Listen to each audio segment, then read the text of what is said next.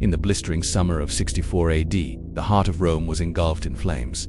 The eternal city burned, ash rained from the heavens, and amid the chaos, terrified citizens claimed they saw a lone figure watching from a balcony silhouetted against the inferno, his voice rising in song. That figure, they said, was Emperor Nero. But who was this man, who seemingly serenaded destruction as his empire turned to ash? To understand Nero is to step into a tale drenched in betrayal, madness, and blood. This isn't just the biography of a tyrant, it's a psychological autopsy of absolute power, a chilling reminder of what happens when a child raised in poison inherits a throne. A childhood forged in murder. Nero was born as Lucius Domitius Ahenobarbus on December 1537 AD, into the infamous Julio-Claudian dynasty, where ambition trumped blood, and murder was just another political tool. His father died young, and he was left to the care of his mother, Agrippina, the younger sister of Emperor Caligula, daughter of the legendary Germanicus, and one of the most dangerous women Rome ever produced. Exiled for conspiracy, Agrippina returned to Rome with a vengeance when her uncle Claudius became emperor, and she didn't come back to live in the shadows. She seduced Claudius, married him, and became empress, all to position her young son for power. Nero wasn't raised like a prince, he was shaped like a weapon. The rise of the puppet emperor. Get Nero to the throne.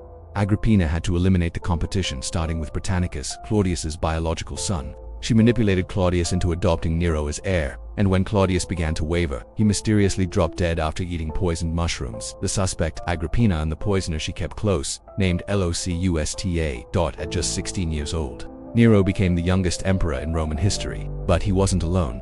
His mother ruled from behind the curtain, and the philosopher Seneca and the Praetorian prefect Burrus acted as his guides. For a brief moment, Rome breathed easy.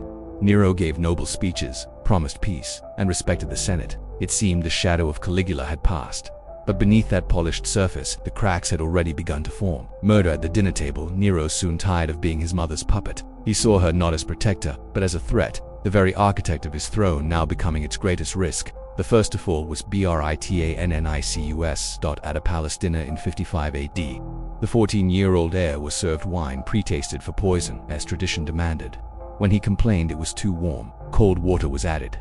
Water laced with Locusta's deadly brew. Before the stunned eyes of the imperial court, Britannicus convulsed and died. Nero calmly ordered the feast to continue, claiming it was just an epileptic fit. But everyone knew that night marked Nero's true ascension, not as emperor of Rome, but as the architect of fear. The turning point. Matricide. As Nero's confidence grew, Agrippina's power crumbled. She had groomed a ruler but created a monster. Her mistake, believing she could still control him. As Nero slipped further into cruelty, Agrippina realized she was in danger. The boy she molded had developed a taste for blood, and he was no longer satisfied with pawns. She tried to cling to influence, but Nero responded with violence. In a series of failed attempts, he tried to have her assassinated. Collapsing boats, falling ceilings, all elaborate, all unsuccessful. Eventually, he ordered her death outright. Roman historians recount how soldiers entered her villa. She bared her chest, telling them to strike the womb that birthed such a son, and they did. Nero had murdered his own mother, the very woman who handed him the empire. A legacy carved in blood and fire. With Agrippina gone, nothing held Nero back. He became a tyrant not of necessity, but of desire. He silenced senators, exiled philosophers, burned Rome to build his golden palace, and unleashed cruelty with theatrical flair. He married and murdered his wives. He exiled and executed rivals. He performed on stage while his empire crumbled, and through it all, he justified everything with the certainty that he was divine. Nero was no longer a man. He had become a god in his own eyes, untouchable, unstoppable, and utterly mad. The monster behind the crown. The story of Nero isn't just about a bad emperor. It's about what happens when power is inherited without accountability, when cruelty becomes entertainment, when politics devour morality and turn children into killers. The boy who once studied under Rome's greatest philosopher would become its most infamous tyrant. His empire, once eternal, would fall into chaos, and his name would echo through history as the embodiment of imperial madness. So the next time you hear that story of Nero playing the lyre as Rome burned, remember, it wasn't just a song. It was a symphony of power, betrayal, and blood. The death of Britannicus had been a clear message. Even family members were not safe from the emperor's wrath, and Agripina understood that her position as the emperor's mother might not be enough. To protect her, the relationship between mother and son had always been complex, built on mutual ambition rather than genuine affection. Agripina had seen Nero as her path to ultimate power, while Nero had relied on his mother's political skills and ruthless efficiency to secure his throne. But as the young emperor matured, he began to resent his mother's attempts to control him and her expectations of sharing power. The woman who had been his greatest ally was becoming his most dangerous enemy. Their conflicts came to a head over Nero's personal relationships and lifestyle choices. Agrena disapproved of her son's affair with a freed woman named Tai, viewing the relationship as beneath imperial dignity and potentially threatening to the dynasty's prestige. She also objected to Nero's growing interest in public performances, chariot racing, and other activities that she considered undignified for an emperor. These disagreements might have remained private family matters, but in the imperial court, personal conflicts had political implications. The final rupture between mother and son occurred when Agrena began to openly criticize Nero's rule and threatened to support alternative claimants to the throne. In a moment of desperate fury, she reportedly told her son that she could just as easily elevate another member of the imperial family to power, possibly even Britannicus if he was still alive. This threat, whether real or merely rhetorical, sealed her fate. Nero could not tolerate the existence of someone who had the knowledge, connections, and motivation to orchestrate his downfall. The emperor's decision to murder his mother represented a new level of depravity. Even by the standards of imperial Rome, matricide was considered one of the most heinous crimes in Roman culture, a violation of the most fundamental bonds of family and society.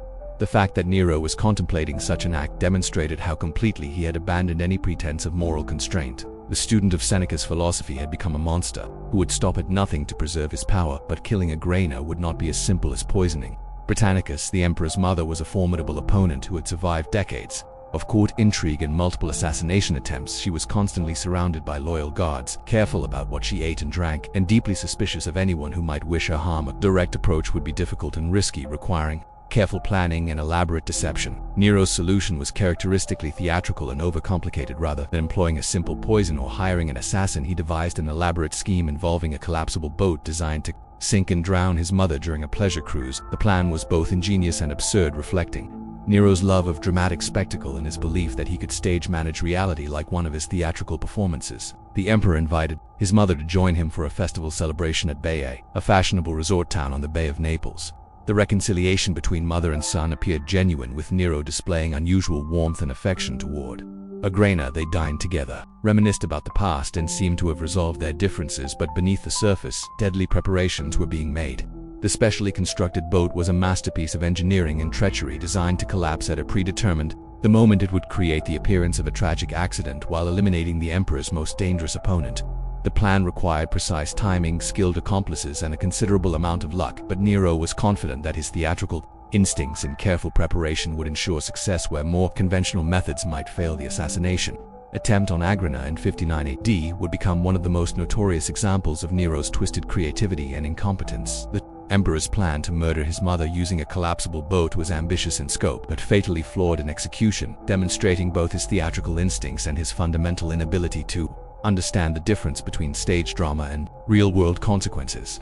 The plot would ultimately fail, but its aftermath would prove even more revealing about Nero's character than the original scheme. On the night of the planned assassination, Agrena boarded the specially constructed vessel, under the impression that she was being transported back to her villa. After the festival celebrations, the boat appeared normal to casual observation, but hidden mechanisms had been installed to cause the deck to collapse and the hull to break apart once the ship reached deeper waters. Nero's engineers had designed what they believed to be the perfect murder weapon, a floating coffin that would claim its victim while providing the emperor with plausible deniability. The plan began to unravel almost immediately. As the boat moved away from shore, the mechanical devices designed to destroy the vessel malfunctioned, failing to collapse with the dramatic suddenness that Nero, who had envisioned. Instead of a quick and decisive sinking, the boat began to list and take on water, gradually giving the passengers time to realize that something was wrong. The crew members who were supposed to ensure Agrena's death found themselves struggling with a half-broken ship and a very much alive imperial mother who was beginning to understand the true nature of her situation. In the chaos that followed, Agrena's quick thinking and survival instincts saved her life rather than panicking. As her son had expected, she maintained her composure and began swimming toward shore.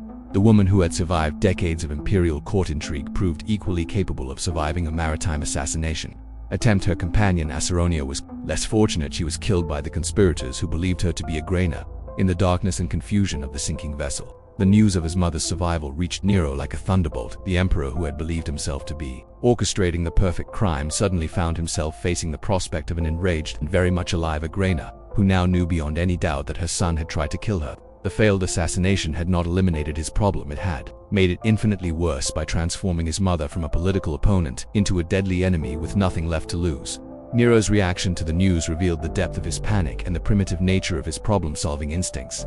Unable to accept the failure of his elaborate scheme, he immediately began planning a more direct approach. If theatrical murder had failed, he would resort to simple butchery. The emperor, who had tried to stage manage his mother's death like a scene from a play, now abandoned all pretense of subtlety and opted for straightforward assassination. The final act of this deadly drama unfolded at Agrana's villa, where she had taken refuge after her miraculous escape from the collapsing boat. Nero dispatched a team of Taurian guards led by a freedman named Anesitus with orders to complete the task that the floating death trap had failed to accomplish. There would be no more elaborate schemes or theatrical flourishes, just soldiers with swords. And a woman who had run out of places to hide when the assassins arrived at her villa, Agrana, knew immediately why they had come. The woman who had orchestrated the deaths of emperors and rivals faced her own executioners with a courage that impressed even her killers. According to historical accounts, she bared her womb to the soldiers and told them to strike there first, since it had carried the monster who now sought her death. Her final words were a mixture of defiance and tragic recognition of what her son had become. The murder of Agrana was more than just another imperial assassination. It was a matricide that shocked even the violence-hardened Roman public. The emperor who had killed his own mother had crossed a line that even his most depraved predecessors had respected. The act was so fundamentally unnatural that it seemed to place Nero outside the boundaries of human civilization, transforming him from a tyrant into something approaching a beast. The aftermath of Agrana's death revealed the full extent of Nero's psychological corruption. Rather than showing remorse or attempting to justify his actions, the emperor appeared to experience a sense of liberation and triumph. He had eliminated the last person who could effectively challenge his authority, and he had done so in a manner that demonstrated his absolute power over life and death. The student of philosophy had become a matrical monster, and he seemed to revel in his transformation with his mother's blood on his hands and no effective opposition remaining. Nero's reign entered its most decadent and destructive phase. The young emperor, who had once been constrained by advisors and family members, now found himself free to indulge his every whim and appetite. The result was a spectacular display of imperial excess that would have been comical if it were not so destructive to the Roman Empire and its people. Nero's transformation into a theatrical tyrant represented the complete corruption of absolute power and the total abandonment of imperial responsibility. The emperor's obsession with public performance became the defining characteristic of his later reign. Nero genuinely believed himself to be a talented artist, singer, and charioteer, and he demanded that his subjects share this delusion. He began performing publicly in theaters and circuses, forcing the Roman elite to attend his shows and applaud his mediocre performances. Senators and patricians, who had once wielded real power, found themselves reduced to the status of a captive audience, required to praise their emperor's artistic endeavors or face potential execution. These public performances were more than mere vanity projects. They were expressions of Nero's fundamental misunderstanding of imperial authority and Roman values. Traditional Roman culture valued duty, discipline, and dignitas above all else. Emperors were expected to be military leaders, administrators, and guardians of Roman traditions. By contrast, Nero's priorities were entirely self-serving and theatrical. He wanted to be admired, applauded, and celebrated as an artist rather than respected as a leader. The emperor's personal life became equally scandalous and destructive. His marriage to Octavia, Claudius's daughter, had been a political arrangement designed to strengthen his claim to the throne, but Nero found his wife boring and began pursuing other relationships with increasing boldness. His affair with Pompeia Sabina, the wife of his friend, who became public knowledge and a source of considerable scandal. The emperor, who should have been setting an example of Roman virtue, was instead flaunting his adultery and moral corruption. The relationship with Pompeia would prove to be another catalyst for violence and tragedy. Nero's infatuation with his mistress led him to divorce Octavia and marry Pompeia in 62 AD, but not before orchestrating his first wife's death on trumped-up charges of adultery. The execution of Octavia, who was popular with the Roman people, further damaged Nero's reputation and demonstrated his willingness to kill even innocent family members to satisfy his personal desires. But even marriage to his beloved Pompeia could not satisfy Nero's appetites or moderate his violent tendencies. In 65 AD, during Pompeia's second pregnancy, the emperor allegedly kicked her to death during a fit of rage. The specific circumstances of her death remain disputed by historians, but contemporary accounts describe a violent argument that ended with Nero striking his pregnant wife with such force that she died from her injuries. The emperor, who had once claimed to love Poppaea, had murdered her and their unborn child in a moment of uncontrolled fury. The death of Papa marked another milestone in Nero's descent into complete moral chaos. The emperor, who had killed his stepbrother, his mother, and his first wife, had now added his second wife and unborn child to his growing list of victims. Each murder seemed to make the next one easier, and each act of violence further eroded whatever remained of his humanity. The pattern was clear. Anyone who came into close contact with Nero risked death, regardless of their relationship to him or their loyalty to his regime. The emperor's behavior became increasingly erratic and unpredictable as his reign progressed. He would order executions on a whim, confiscate property to fund his extravagant lifestyle, and force prominent Romans to participate in his theatrical performances or face severe consequences. The imperial court became a surreal combination of theater and terror, where courtiers never knew whether they would be asked to applaud a song or witness an execution. Nero's artistic pretensions also extended to architecture and urban planning, but with characteristically destructive results. He began planning a massive palace complex called the Domus Area Golden House that would cover vast areas of central Rome. The project required the demolition of existing buildings and the displacement of thousands of residents. But the emperor viewed these inconveniences as merely the price of his artistic vision. The Golden House would become a symbol of Nero's megalomania and his complete disconnection from the needs and wishes of his subjects. The Roman people, who had initially hoped for stability and prosperity under their young emperor, found themselves living under an increasingly unstable and dangerous regime. Nero's theatrical performances, architectural projects, and personal scandals were expensive diversions that drained the imperial treasury and raised taxes. More importantly, they revealed an emperor who was more interested in his own entertainment than in governing effectively or protecting the empire's interests. On the night of July 18, 64 AD, a fire broke out in the shops lining the Circus Maximus, Rome's great chariot racing stadium. What began as a localized blaze quickly spread through the densely packed neighborhoods of the ancient city, fed by summer winds and the wooden construction of most Roman buildings. For 6 days and 7 nights, the fire raged through Rome, destroying entire districts and leaving hundreds of thousands of people homeless. When the flames finally died down, 10 of Rome's 14 districts had been damaged or completely destroyed, and the eternal city lay in smoldering ruins. The Great Fire of Rome was one of the most devastating disasters in ancient history, but it would be remembered not just for its destruction, but for the rumors and accusations that surrounded it. Almost immediately, whispers began to spread through the traumatized population that Emperor Nero had started the fire deliberately, either to clear land for his massive palace project or simply for his own twisted entertainment. The image of Nero fiddling while Rome burned became one of history's most enduring legends, though historians note that the fiddle had not yet been invented, and Nero was actually in Antium, 35 miles from Rome, when the fire began. Whether or not Nero started the fire, his response to the disaster revealed both his administrative capabilities and his fundamental callousness toward human suffering.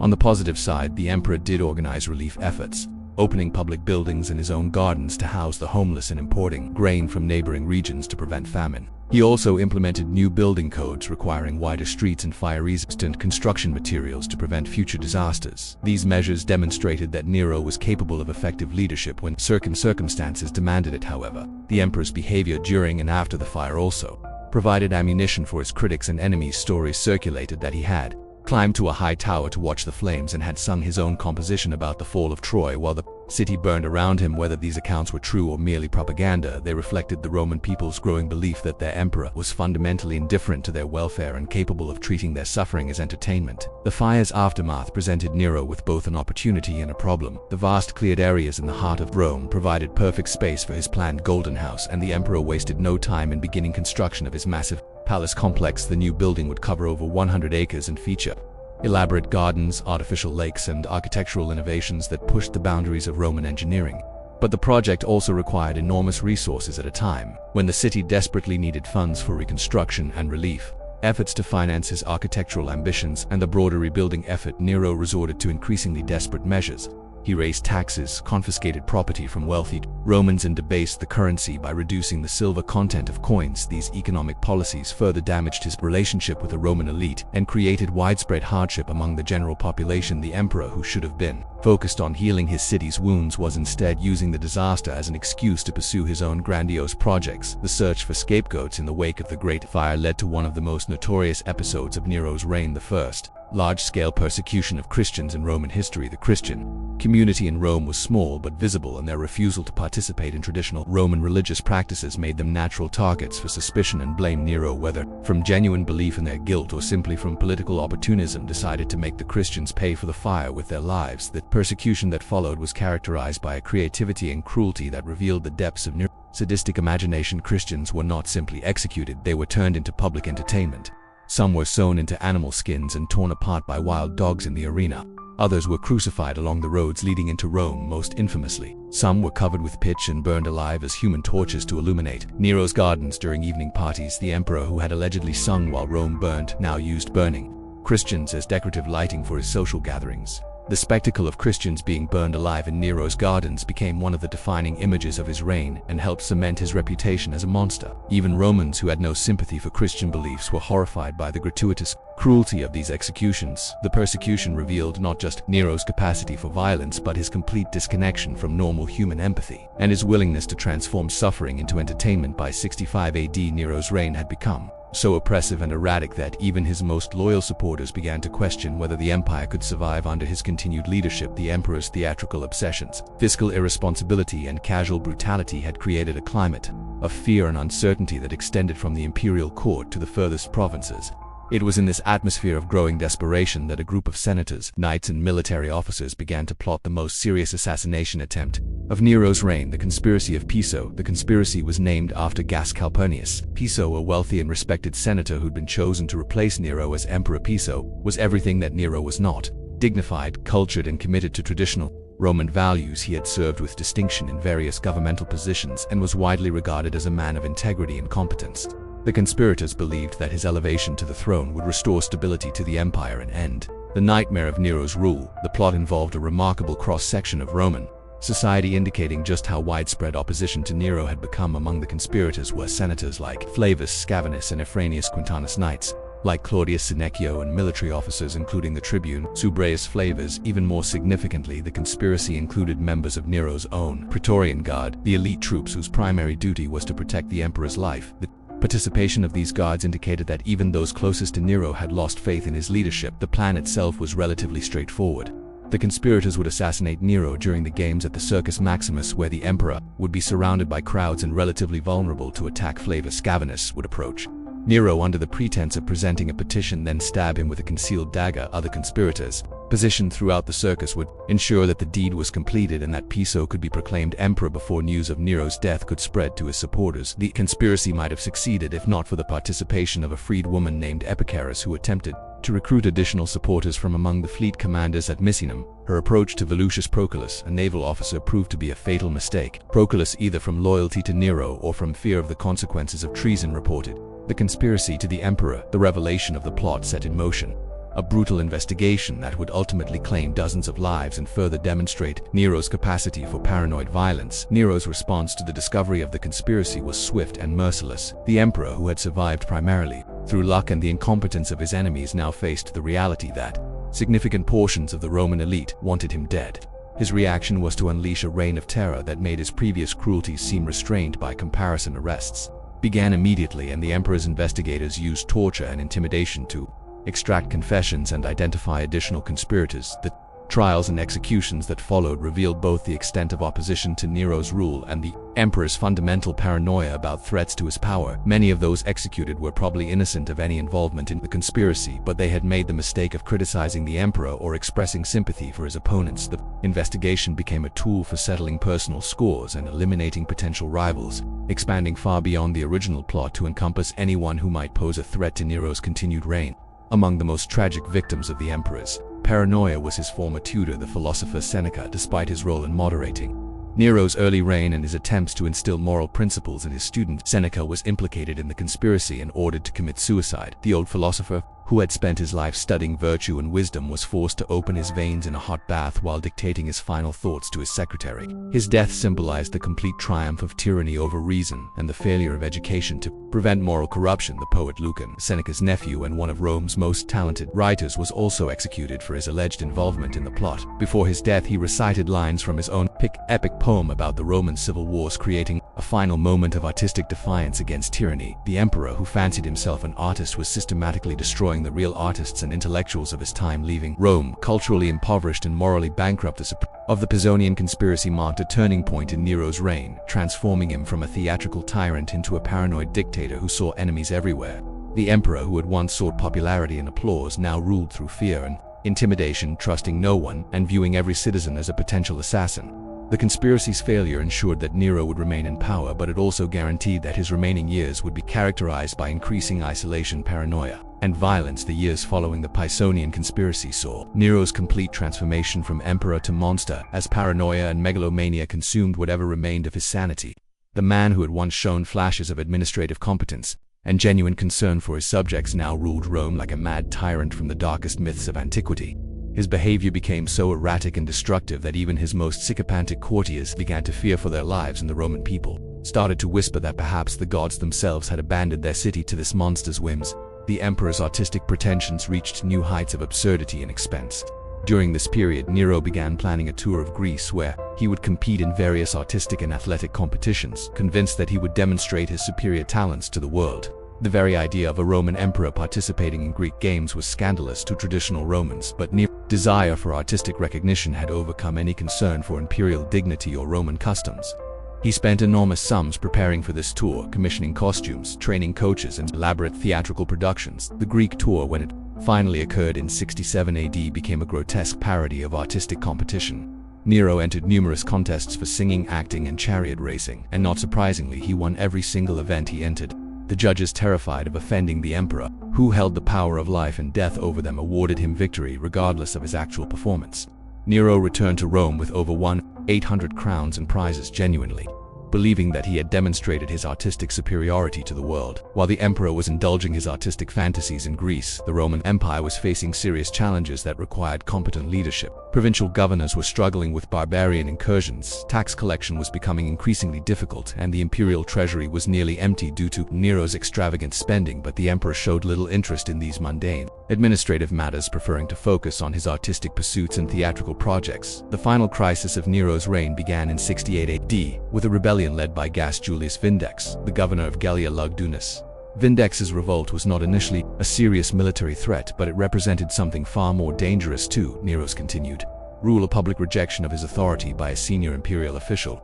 The rebellion encouraged other provincial governors to question their loyalty to an emperor who seemed more interested in singing than in governing, and it revealed the extent to which Nero's authority had been undermined by his own behavior. The emperor's response to Vindex's rebellion was characteristically theatrical and ineffective. Rather than immediately mobilizing the legions to suppress the revolt, Nero spent precious time planning elaborate punishments for the rebels and designing new theatrical performances to celebrate his eventual victory. When he finally did respond militarily, it was with a combination of overconfidence and incompetence that reflected his complete disconnection from political and military reality. The situation deteriorated rapidly when Servius Sulpicius Galba, the governor of Hispania Tarraconensis, declared his support for Vindex and proclaimed himself *. Thanks for watching.